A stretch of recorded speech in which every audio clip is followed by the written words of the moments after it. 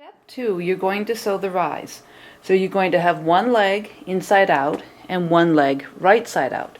You're going to take the right side out leg and slide it inside the inside out leg. And then you're going to match up first this center seam.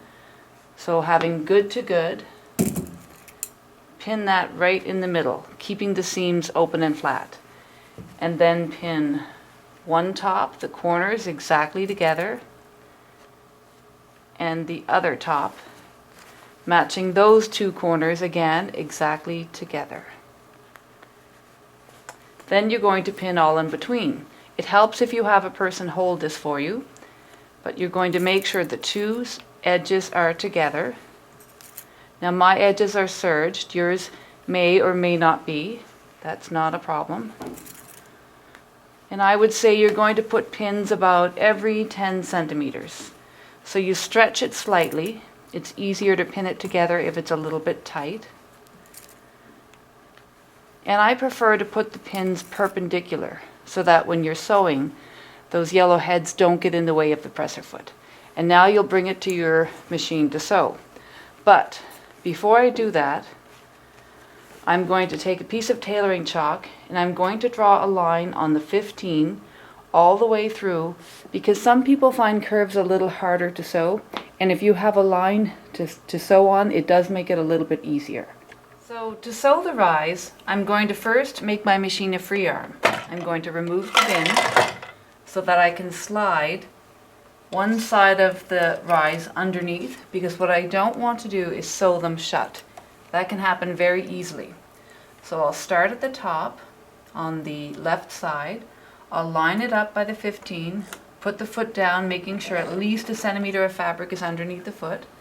Remove that first pin, go a few stitches, reverse a few stitches, and either I'm going to sew on that line that I drew 1.5 centimeters away from the edge, or if I didn't draw it, make sure I keep it on the 15 there.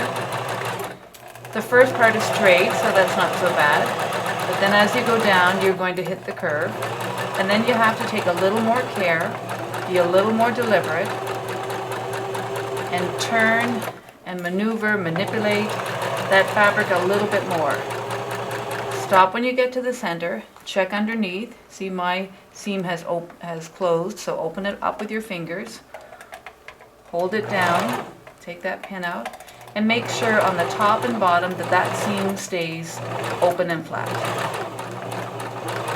Keep coming around the corner, keeping it on the 15, sewing on that tailoring chalk line that you drew, and now we're back to the straight. Much easier, but still maintain your control. Don't go too fast. Get to the end, reverse a few stitches and back.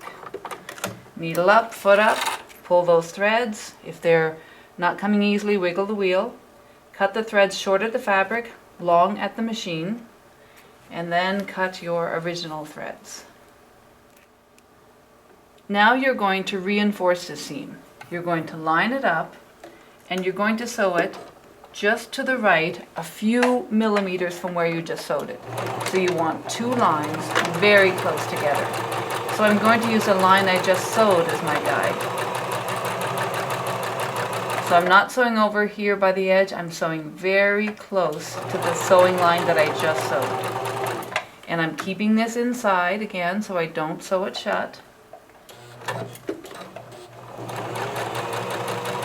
And I'm going to sew it the entire distance.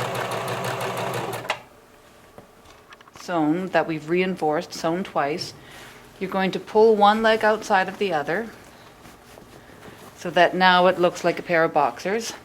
And using this tailoring ham, you're going to slide it inside. You're going to press on the wrong side. And we're just going to pick a side. It doesn't matter whether you press to the right or to the left. I'm just going to press to the left. I'm just going to press that seam to the side and flat. I'm not going to open it like I normally do because I have double stitching there. And although I serge mine first, so mine can separate somewhat, you may have serged yours together afterwards, depending which way we chose to finish it. So just to keep it easy, we're just going to press it to the side. Now the top part is no problem because it's straight, but when you hit the curve, you've got to pull the legs away and press that seam flat without getting wrinkles or creases on your legs. And that's why you're using the tailoring ham. It's easier to press a curve on a curve. So keep moving your fabric, pushing it the way that you want it, and press it. Now if you inadvertently get some creases on your boxer legs, you can just press them out afterwards.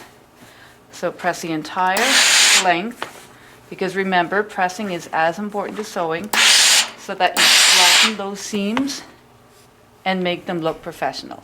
And then flip it around and do the same thing on the good side.